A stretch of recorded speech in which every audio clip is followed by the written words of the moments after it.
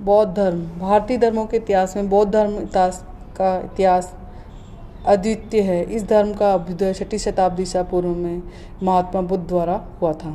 बौद्ध धर्म तत्कालीन परिस्थितियों का परिणाम था। धार्मिक क्रांति के इस युग में बौद्ध धर्म का आगमन एक ध्रुव तारे के समान था। मतलब कहा जाता है कि बौद्ध धर्म का जो उदय हुआ एक बहुत ही अच्छा परिणाम था। इस धर्म का अभ्युदय 6वीं शताब्दी में ईसा पूर्व में महात्मा बुद्ध द्वारा हुआ। बौद्ध धर्म तत्कालीन परिस्थितियों का ही परिणाम था। तो धार्मिक क्रांति के इस युग में बौद्ध धर्म का आगमन एक ध्रुव तारे के समान था। बौद्ध धर्म आज लोगों को आकर्षित कर रहा है। यद्यपि तालिबानी शक्तियों के इस्लाम के उदय के पश्चात बौद्ध धर्म को सर्वाधिक क्षति पहुंचाई, फिर भी बौद्ध धर्म आज भी जीवित है। आप कभी बौद्ध धर्म तीर्थ यात्रा करेंगे तो बौद्ध प्रतिमाएं आपको बोलती नजर आएंगी। बौद्ध धर्म का उदय निवृत्ति मार्ग श्रमण परंपरा की एक कड़ी थी। वैदिक परंपरा का विरोध मुखरित कर बौद्ध धर्म ने एक सामाजिक एवं नैतिक आंदोलन की शुरुआत की। उस समय एक ऐसे धर्म की आवश्यकता थी जो सरल तथा सुबोध हो, जिसमें यज्ञ पुरोहित का आडंबर, क्रूर हिंसा न हो, जो व्यवहारिक हो, जिसके द्वारा समाज के नीचे से तबके के लोगों को लिए खुला हो। इसकी पूर्ति बौद्ध धर्म ने की। मतलब जो भी वैदिक धर्म के जो भी कमजोरियां थी, जैसे यज्ञ पुरोहित का आडंबर, हिंसा, ये सब नहीं होना चाहिए। तो नया धर्म का उदय हुआ वो था बौद्ध धर्म। बौद्ध धर्म महात्मा बुद्ध का जीवन। तो बुद्ध का जन्म 563 ईस्वी पूर्व में शाक्य गणराज्य की राजधानी कपिलवस्तु से 14 मील दूरी पर अवस्थित लुम्बिनी, वर्तमान लुम्बिनी में हुआ था, जो नेपाल की तराई में स्थित है। महात्मा बुद्ध के जन्म का नाम सिद्धार्थ था। गौतम गोत्र में संबंधित होने के कारण उसे गौतम भी कहा जाता है। मतलब इनका जन्म कब हुआ था? 563 ईसा पूर्व में हुआ था। शाक्य गणराज्य की राजधानी कपिलवस्तु से 14 मील दूर लुम्बिनी नामक स्थान पर हुआ था। इनके जन्म का नाम सिद्धार्थ था। गौतम भी कहा जाता है क्योंकि गौतम इनका गोत्र था। इनके पिता शुद्धोधन कपिलवस्तु के शाक्य गणराज्य के प्रधान थे। बुद्ध की माता का नाम महामाया था, जो कोल्य गणराज्य की राजकन्या थी। बुद्ध के जन्म के 7वें दिन महामाया का निधन हो गया था। उसके बाद बुद्ध का लालन पालन उनकी मौसी महाप्रजापति गौतमी ने किया था। उनके पिता ने उनकी सुख सुविधा, शिक्षा दीक्षा की यथोचित व्यवस्था की। शीघ्र ही वे तीरंदाज, घुड़सवारी, मल्ल विद्या में निपुण हो गए। तो ये उनका संक्षिप्त जन्म का वृत्तांत है। महाभिनिष्क्रमण। तो शुद्धोधन के प्रयासों के बावजूद सिद्धार्थ बचपन से ही चिंतनशील रहने लगे। उन्हें राग रंग में बांधने के प्रयास सफल नहीं हो पाए। उनका विवाह 16 वर्ष की आयु में कोल्य गणराज्य की राजकुमारी यशोधरा के साथ कर दिया गया। विवाह के 12 वर्ष पश्चात उनके एक पुत्र हुआ, जिसका नाम राहुल रखा गया। लगभग 13 वर्ष तक गृहस्थ जीवन व्यतीत करते हुए सिद्धार्थ का मन सांसारिक प्रवृत्तियों में नहीं लग सका। बौद्ध साहित्य के अनुसार नगर भ्रमण के दौरान भिन्न भिन्न अवसर पर सिद्धार्थ ने मार्ग में पहले जर्जर शरीरवर्ध, फिर व्यथापूर्ण रोगी, फिर मृतक, अंत में प्रसन्नचित्त सन्यासी को देखा। तो इन दृश्यों को देखकर सिद्धार्थ को पक्का हो गया कि संसार दुखों का घर है। यह शरीर यौवन सांसारिक सुख क्षणिक है। इससे प्रेरित होकर बुद्ध एक रात्रि को अपनी पुत्र, पत्नी और पिता तथा संपूर्ण राज्य वैभव को त्याग कर ज्ञान की खोज में निकल पड़े। उनकी इस घटना को बौद्ध धर्म एवं साहित्य में महाभिनिष्क्रमण की घटना के नाम से जाना जाता है। तो कई बार ये क्वेश्चन आ जाता है कि महाभिनिष्क्रमण कैसे कहा जाता है। तो महाभिनिष्क्रमण बौद्ध द्वारा गृह त्याग की घटना को कहा जाता है। महात्मा बुद्ध द्वारा संबोधि। ज्ञान की खोज में गौतम एक स्थान से दूसरे स्थान पर भ्रमण करने लगे। उन्हें 5 साथियों सहित उरुवेला में कठोर तपस्या की, जिससे उनका शरीर निश्चल एवं शक्तिहीन सा हो गया, लेकिन उन्हें ज्ञान प्राप्त न हुआ। बुद्ध ने अनुभव किया कि शरीर को अत्यधिक कष्ट देने से लाभ नहीं है। उन्होंने मध्यम मार्ग को अंगीकार कर लिया और जान लिया कि योग साधना से हल्का आहार बाधक नहीं है। गौतम उरुवेला से चले आए।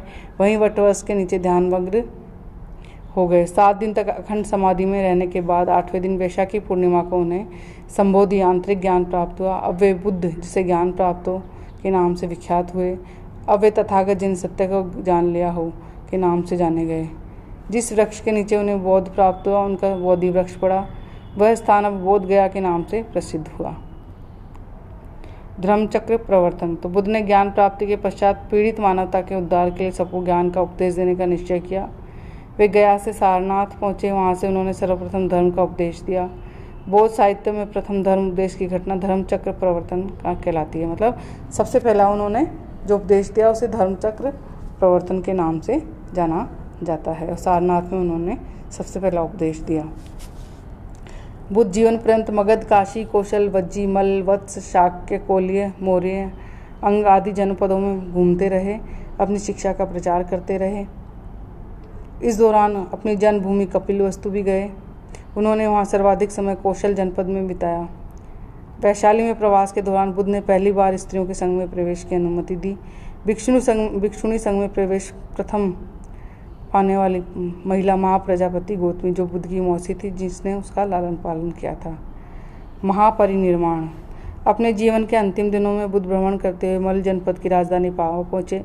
वहाँ उन्होंने चुंद नामक लोहार के यहाँ भोजन किया, जिसके बाद उन्हें अतिसार हो गया। इस कष्ट को सहन करते हुए कुशीनारा पहुँचे। यहाँ 483 ईसा पूर्व में 80 वर्ष की अवस्था में उन्होंने हिरण्यवती नदी के तट पर शरीर त्याग दिया और इस घटना को बौद्ध ग्रंथों में महापरिनिर्वाण कहा गया है। तो ये 483 ईसा पूर्व में 80 वर्ष की अवस्था में उन्होंने हिरण्यवती नदी के तट पर शरीर त्याग दिया। बौद्ध धर्म की शिक्षा है। तो बौद्ध धर्म मूल रूप से आचार मूलक व्यवहारिक धर्म था। महात्मा बुद्ध ने धर्म के दार्शनिक पक्ष के स्थान पर व्यवहारिक पक्ष पर अधिक बल दिया। उनकी दृष्टि से धार्मिक क्रियाओं और गूढ़ चिंतन की अपेक्षा शुद्ध आचरण, शुद्ध विचार, शुद्ध कर्म, शुद्ध भावना अत्यधिक महत्वपूर्ण है। बुद्ध अपने उपदेशों में कहा कि भिक्षुओं में 2 बातों का उपदेश देता हूँ, दुख और दुख निरोध। दुख संसार है, दुख निरोध परिनिर्वाण है। तो सबसे पहले 4 आर्य सत्य हैं। तो 4 आर्य सत्य में क्या कहता है? दुख समुदाय, दुख निरोध मार्ग। तो बुद्ध के अनुसार समस्त मानव जीवन दुख में है।